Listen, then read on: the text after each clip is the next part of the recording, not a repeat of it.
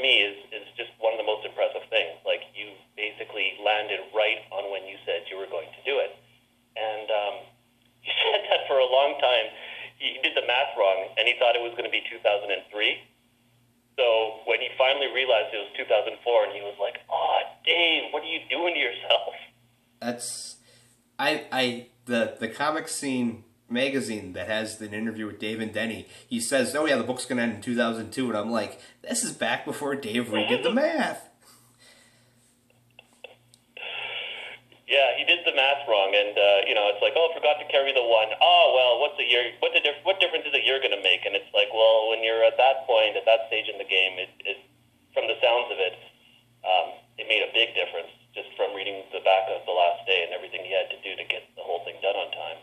And Gerhard too. Like I don't think we should underestimate just what an accomplishment it was doing all those issues and doing it in a timely manner so that it finished in March 2004. Like that, I don't know if anybody would be able to do that again. They might be able to, but I'd like to see. I'd be curious to see how often something like that could happen. Well, the classic one is that explosion was fireworks. I live in America. We're gonna blow stuff up tonight. I don't know if you heard that. I put down the gun. No. Again, it's not me. It's the neighbor. The neighbor's blowing stuff up. Wow. Where was I going? I lost my train of thought. The March 2004 thing,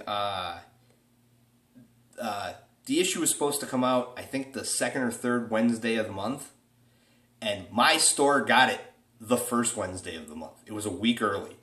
Whoa, lucky. And that's because Davis said, "Oh yeah, issue 300." It came out. It was a week late, but it still came out when I said it would. And I'm like, no, it was a week early and it turned out it's probably one of those Diamond things where they got a bunch of books and half the shipment got packed up to ship out, and then the other half of the shipment, we can wait a week. Nobody's going to care because that's. I have friends that are retailers that are the book's supposed to be on stands this date. Well, that's depending on if Diamond decides to pack the box this week. Yeah, I think was Diamond the only one? Yeah, but Diamond the only game in town when March 2004 came around, yep. Or was the only ones, right? Yeah. By 2004, Diamond was pretty much it. I think there was a few small independent publishers or distributors, but they weren't doing gangbusters. But by that point, Diamond had pretty much secured their monopoly. But we love their monopoly. Don't cancel the book, Diamond. We're good. We love Diamond. Diamond good. We love Diamond. Yay, Diamond. Thank you, Diamond, for all the help you're giving us, because they are giving Dave and Hard Rock Vanaheim a lot of help, so thank you. I mean, that's... do you remember the day when you bought Cerebus 300? Yeah. Pretty... I mean, it was one of those, went down to the store, checked... Because by 2004, I was pretty much living at my comic book store. I'd work all week, and on the weekend, I would pretty much just live there. Back in the late... Well, it was the early 2000s. I was living at home, and I had more money than brains, and I pretty much paid the rent on the comic book store every week. Or every month. And I'm not lying. There was one day I walked down, and the owner came over and gave me a big hug, and was all... It was like an old episode of Cheers where Norm shows up, and everybody screams your name. I walked in, and everybody was like, Matt! And I'm like, what's going on? The owner gave me a big hug, and I'm like, what's up? And he's like, oh, you're going to pay the rent now. And I'm like, what? And open my file, and here's $400 worth of stuff. Oh yeah, sure. I don't need things like saving for the future to buy a house and have kids and a wife and stuff. No, I'm going to buy a replica of Thor's hammer because it's Thor's hammer, and I need this in my life. Did you get that out of your system? No. Now I buy original Dave Sim art when Seiler doesn't outbid me. That's why I love Jeff Seiler. Jeff Seiler's the best. Jeff Seiler is, Jeff, I think I started buying some artwork over the last few years as well, and I've said to Dave that my plan is to donate it to the archive after I'm gone, or sometime before.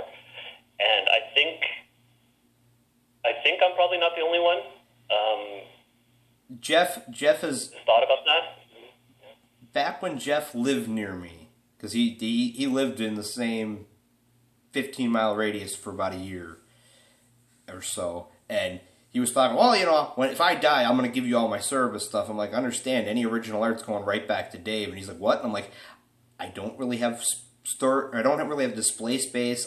It's one of those, yes, I want it, but at the same time, no, I can just send it back to Dave and I know where it is. I don't have to worry about, hey, what happened to that painting on the wall type thing.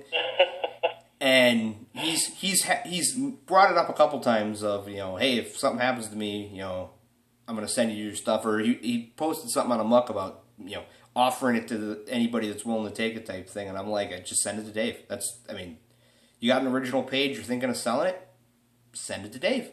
And then everybody goes, well, I paid good money for this. I'm like, yeah, but at a certain point, how many pages from issue 8 still exist, and how many pages from issue 8 did Dave sell for $20 to get weed, and some kid bought it and his mom threw it out? Yeah, and that's the thing, right? Like, if you have Cerebus art, I don't think you cannot help but think about what might happen to it after you're gone. And it's like, would the people who, the people who inherit it, would they sell it? Would they want it? Are they interested in it? And I don't know how many people have Cerebus art where it's like their family would be like, oh yeah, I'm going to keep this. It might be like, oh, I'm going to sell it and see what I can get. And then, it's lost to time and space. Or they might get some good money for it. But then it's out there in the wild again. Well, or hopefully whatever fan it is has already submitted it to the Art Dragnet, and Sean's got a copy.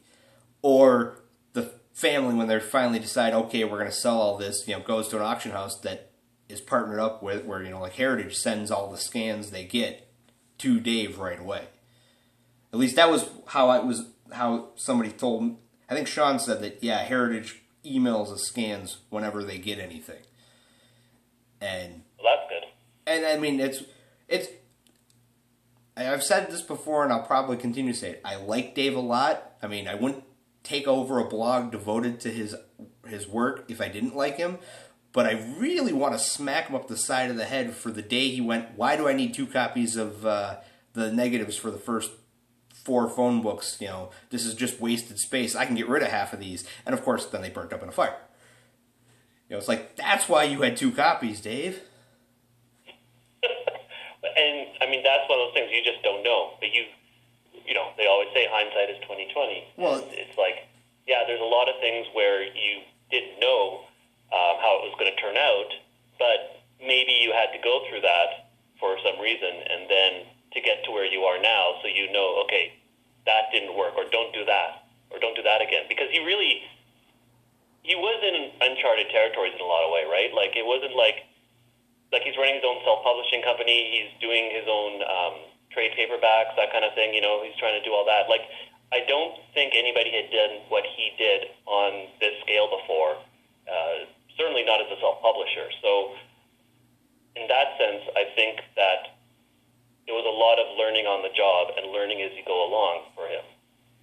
This day and age, a lot of it has been done already, or you can say, okay, that's how this person did that. But back when he started out and he was doing it, I think he was in a lot of new situations and a lot of unprecedented situations. So it was something where I think he had to pretty much kind of learn as he went along. And you make your choices and you live with the mistakes.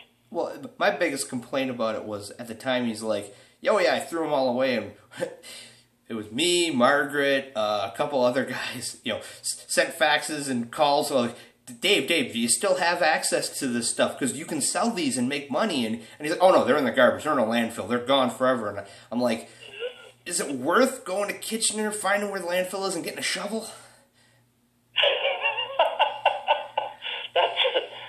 That's some pretty big devotion there, and I don't think that's something Dave would do himself. So I don't know if it's something that should be done. Well, it's like the other thing. Oh, go ahead. It's like the documentary they did about the E.T. video game where the legend is it's in a landfill in Arizona and they went and found it. And I'm like, see, you can do this. You can recover crap that was thrown away. We could do this. And I'm like, and just knowing my luck, somewhere on Dave's garbage route is like the nastiest place in the world where they throw away things that are practically toxic waste. And the bags are right next to Dave's stuff. So whoever takes the challenge in the shovel is going to die. You might have a good premise for a TV show there. We'll call it Take This Shovel and Die. The other thing too, I mean, obviously... It would be the ultimate reality show. Okay, whoever can find the original art wins $1 million. Yeah, Cerebus treasure hunters out there, with their Indiana Jones hats and everything. I was going to say, I think he did realize at some point the value of the stuff he has when he stopped throwing away the tracing paper drawings that he used in the creation of the art. Like I have a couple of them. I have quite a few Glamourpuss ones, and then I have I think 1 or 2 tracing drawings of Cerebus that he used for issue 300. And it's like, yeah, that to me is very, very valuable. That's something that I think is very important as a Cerebus fan and a Cerebus reader to have. And it's like, for him, it's maybe not, it wasn't something that he originally thought was that valuable, but I think over time he came to realize that, yeah, no, this tracing stuff, people are interested in it, no matter how rough it is or how bad it is. It's a part of the process. And if you're a fan of something or enjoy reading something, you want to know how the process went. Has he shown you the watch? You know what, Matt? I was going to ask you about that. You were the one who gave him the pocket watch, right? Yep. So I haven't asked him where it is, but I think I have an idea where it might be. Oh, if it's not with him, then yeah, he's probably got it someplace. Well, the last time I talked to him about it, I was like, "Hey, you still got the watch, right?" Because it's not a fancy gold watch like I originally presented it to him. It's a very cheap watch, but I believe the last time I asked him, the cover had fallen off, something else, or the chain had fallen off, the cover was falling off, and I'm like, I can get it replaced. And he's like, no, this is the original, I want this one. But, so, yeah, Cerebus $295, and I know it's $295 because that's the one that I have on a wall. It's all tied together. It's a series of blog posts that I have to knuckle down and write because it's one of those stories that when I tell it to people, they're like, wait, what? So, to pause this watch story, I did the Cerebus coffee mugs because I wanted one. The Dar Pretty Sunsets, Dar Pretty Flowers, Cerebus in his bathrobe, black coffee mug. I wanted one. And when I went to the company that I went to get them, they're like, a minimum half order is 36. And remember, this is back in my more money than brains days. So I'm like, yeah, sure, I'll buy 36 coffee mugs, and I'll sell them. I mean, I won't recoup my costs too badly, but it'll be fun. I just want one. That's all I need is one, and that way I can send Dave one. It'll be great. And I sent one to Margaret because Gerhard. It was one of these. I called Dave, asked for his permission. He said, yeah, sure, you can do it, and did them. And the first box was misprinted. They screwed up the logo. Instead of being a white circle on a black mug, it's white line work on a black mug. And I went to them and said, hey, you guys screwed this up. And they went, oh, okay, we'll replace it. And they sent me a second box of mugs that were exactly the same as the first box of mugs. And I'm like, no, really, guys, this is what it's supposed to look like. And the third box was good. So there's 72 bad mugs out there that I've given away and sold, and I just sent one to Jesse Herndon for doing the Please Hold transcripts, and I got the good mug, and I was selling them, and Dave through Gerhard, one of them contacted me and said, hey, send one to Margaret, we'll pay you for it. And I'm like, okay, sure. So I sent one to Margaret and never charged them because, it's technically their mug. I'm illegally producing these things. I don't feel good taking their money. And